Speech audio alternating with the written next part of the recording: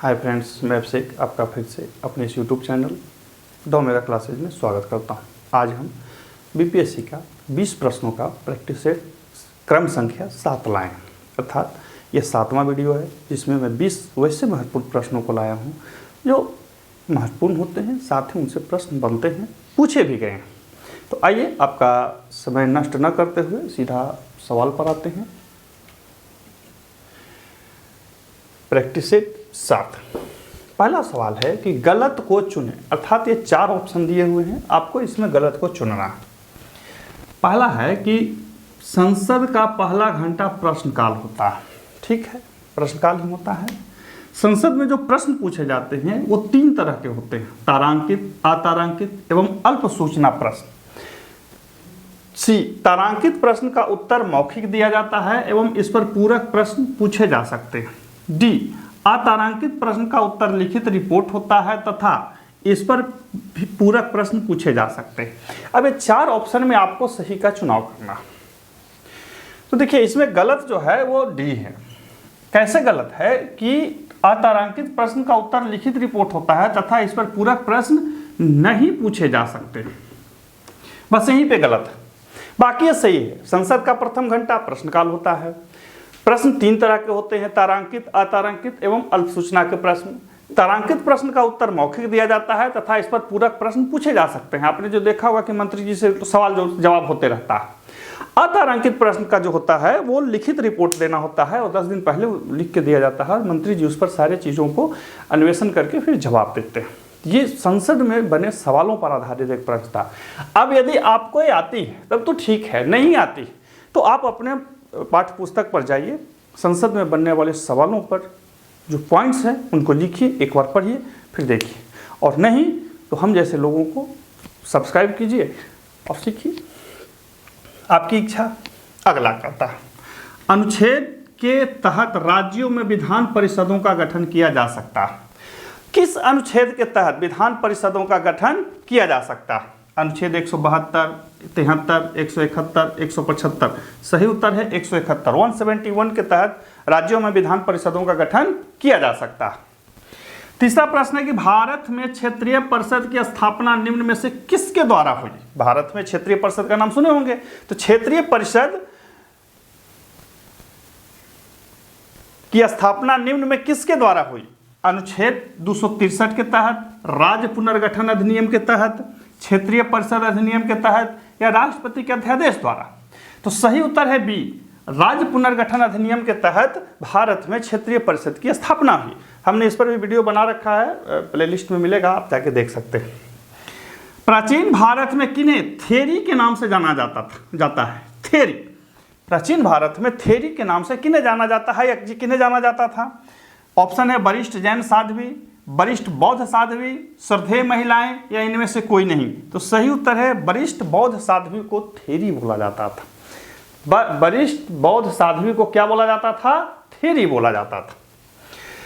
5वां है कि ब्रिटिश भारत में बने आयोगों में प्रकृति के आधार पर भिन्न को चुने। ये बहुत सुंदर प्रश्न है। कहता है कि ये 4 आयोग का नाम दिया हुआ है, उसमें आपको भिन्न को चुनना है। स्ट्रेची आयोग 1878, Lyall commission 1897, MacDonnell commission 1900, cabinet mission 1946। तो इसका सही उत्तर है कैबिनेट मिशन। कैबिनेट मिशन 1946 अलग होगा। क्यों? क्योंकि यह सब अकाल आयोग था, यानी कि भारत में पड़ने वाले अकालों पर यह आयोग गठित हुआ था और यह भारत की आज़ादी की संध्या पर गठित आयोग था। तो इस तरह से भी प्रश्न बनते हैं, इसको ध्यान रखेंगे। तो एक था प्रश्नों का एक क्रम, आगे के क्रम को देखते हैं। अब देखिए छठे प्रश्न को। छठा प्रश्न क्या कहता है?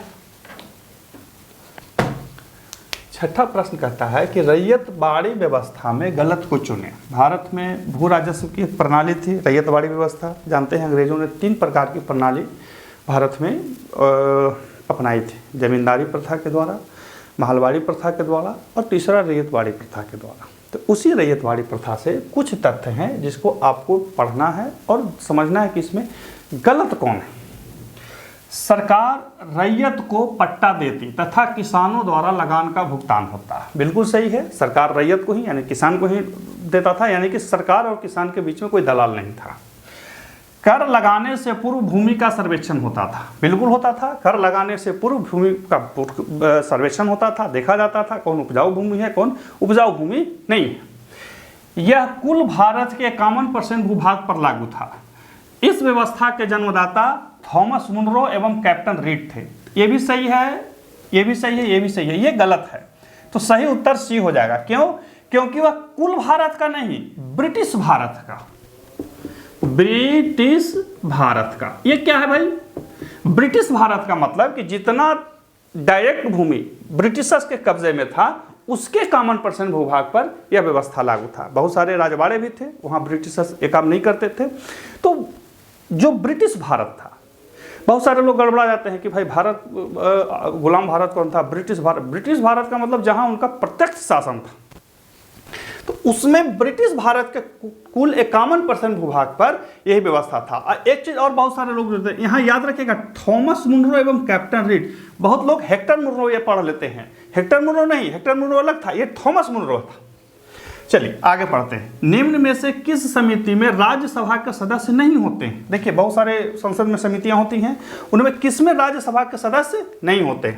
पहला लोक लेखा समिति, सरकारी उपक्रम समिति, प्राक्कलन समिति, अनुसूचित जाति एवं जनजाति कल्याण संबंधी समिति। तो देखिए इन सब में इसके सदस्य होते हैं राज्यसभा के, लेकिन प्राक्कलन समिति में राज्यसभा के कोई सदस्य नहीं होते हैं। प्राक्कलन समिति में एक तो सबसे बड़ा समिति है जिसमें 30 सदस्य होते हैं, 30 लोकसभा से होते हैं।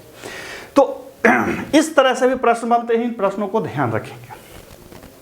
सतलज नदी किस दर्रे से भारत में प्रवेश करती है? आप भारत के नक्शे को देखिए, उत्तरी क्षेत्र में जाइए, हिमालयी क्षेत्र में, वहाँ देखिए कि सतलज नदी किस दर्रे से भारत में प्रवेश करती है। नाथुला दर्रा, सिपकिला दर्रा, जेलेब्जा दर्रा, इनमें से कोई नहीं। तो सही उत्तर है सिपकिला दर्रा। सिपकिला दर्रा से सतलुज नदी भारत में प्रवेश करती है। अगला प्रश्न है कि पट्टचित्र कला, ध्यान दीजिए, पट्टचित्र कला किस प्रांत की प्रचलित शैली है? पट्टचित्र कला किस प्रांत की प्रचलित शैली है? ओडिशा, पश्चिम बंगाल, बिहार या इनमें से कोई नहीं? ठीक है, ऐसे लिखा था इसे, हाँ ठीक है। ए ओडिशा। ओडिशा में जो है वो क्या उसको बोलते हैं? पट्टचित्र कला प्रचलित एक शैली। अगला है कि गेहूं का काला टीका रोग होता है। गेहूं का काला टीका रोग किसके कारण होता है? अल्प वर्षा से, अति वर्षा से, फफूंद से, इनमें से कोई नहीं। तो सही उत्तर है फफूंद से। फफूंद के कारण गेहूं का काला टीका रोग होता है। फिर से एक सवाल है बिहार से, रेगुलेटिंग एक्ट इतना के तहत बिहार के लिए एक प्रांतीय सभा की स्थापना हुई थी। बिहार में एक कर राजस्व के लिए एक प्रांतीय सभा बना था, तो किस रेगुलेटिंग एक्ट के तहत बना था? 1772, 1773, 1774 या 1793? तो सही उत्तर है 1774। 1774 के रेगुलेटिंग एक्ट के तहत बिहार के लिए एक प्रांतीय सभा की स्थापना हुई थी, जिसमें कर वगैरह कैसे लिया जाए, क्या लिया जाए, इसके लिए एक कमेटी बनाया गया था। तो इसको ध्यान रखेंगे, ठीक है। अब 12वें प्रश्न को देखते हैं। अब देखते हैं 12वां प्रश्न को। 12वां प्रश्न भी जो है बिहार से ही है कि विंध्यन समूह की चट्टानें मुख्यतः यहाँ में पाई जाती हैं। बिहार के किन दो जिलों में विंध्यन क्रम की चट्टानें पाई जाती हैं? और रोहतास एवं औरंगाबाद, कैमूर तथा रोहतास, नवादा तथा गया, या इनमें से कोई नहीं? तो सही उत्तर है बी, कैमूर एवं रोहतास में विंध्यन क्रम की चट्टानें पाई जाती हैं। बिहार में लाल पीली मृदा का क्षेत्र है। बिहार में लाल पीली मृदा का क्षेत्र इनमें से कहाँ है? गया, पूर्णिया, कैमूर या इनमें से कोई नहीं? सही उत्तर है गया। लाल पीली मृदा, एक चीज़ ध्यान रखिएगा कि लाल पीली मृदा मिलती कहाँ है। इस चीज़ को जब ध्यान रखेंगे तो आपको क्षेत्र भी पकड़ में आ जाएगा। बिहार पृथ्वी दिवस कब मनाया जाता है? बिहार में पृथ्वी दिवस कब मनाया जाता है? 8 अगस्त, 9 अगस्त, 9 सितंबर या इनमें से कोई नहीं? सही उत्तर है 9 अगस्त को। बिहार पृथ्वी दिवस 9 अगस्त को मनाया जाता है। 15वां प्रश्न है कि रामविलास सिंह जो फॉरवर्ड ब्लॉक के सक्रिय सदस्य थे किस जिले के थे? फॉरवर्ड ब्लॉक के सक्रिय सदस्य रामविलास सिंह किस जिले के थे? मुंगेर, बांका, पटना, कैमूर? तो सही उत्तर है मुंगेर। रामविलास सिंह फॉरवर्ड ब्लॉक के सक्रिय सदस्य थे और यह मुंगेर के थे। अगला है कि बल गुणनफल है। बल किसका किसका गुणनफल? द्रव्यमान तथा वेग का, द्रव्यमान तथा त्वरण का, भार एवं वेग का, भार एवं त्वरण का। तो सही उत्तर है द्रव्यमान तथा त्वरण का। हालांकि वही नहीं है, ये एक प्रश्न था जहाँ पे बना था, तो इसको हमने उठा के ले आया। जल से निकलने पर ब्रश के रोम आपस में चिपकते हैं, किसके कारण? जल से जब आप निकालते हैं सेविंग ब्रश या किसी भी ब्रश को, तो उसके रोम आपस में चिपकते हैं, किसके कारण?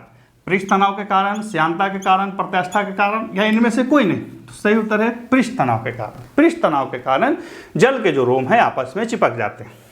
अगला प्रश्न है 18वां कि अंतरिक्ष शैवाल के नाम से किसे जाना जाता है? अंतरिक्ष में वर्तमान में एक शोध चल रही है, वहाँ शैवाल उगाया जाता है और उसे शैवाल से भोजन प्राप्त किया जाता है। तो कौन सा शैवाल है? क्लोरेलेरा, ट्रिलियम या एसिटाबलेरिया, या इनमें से कोई नहीं? तो सही उत्तर है क्लोरोलेरा।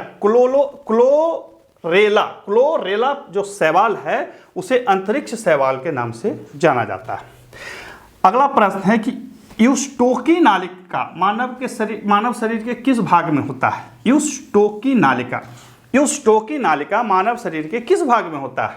आंख में, कान में, मुख में, या इनमें से कोई नहीं? सही उत्तर है कान में। यूस्टोकी नालिका कान में होता है। ठीक है।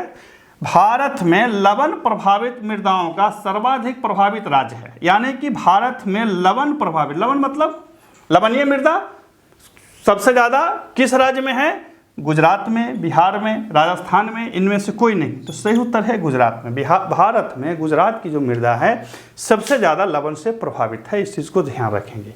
तो ये था हमारा आज का 20 प्रश्न, जो हमने बहुत इंपॉर्टेंट था उसको उठा के लाया। और साथ ही आपको एक काम है कि आप इन चीज़ों को, एक एक चीज़ों को अपने से नोट्स बना करके देखेंगे, रखेंगे, ताकि जब परीक्षाओं में पहुँचे तो दिक्कत ना हो। फिर मिलते हैं अगले वीडियो।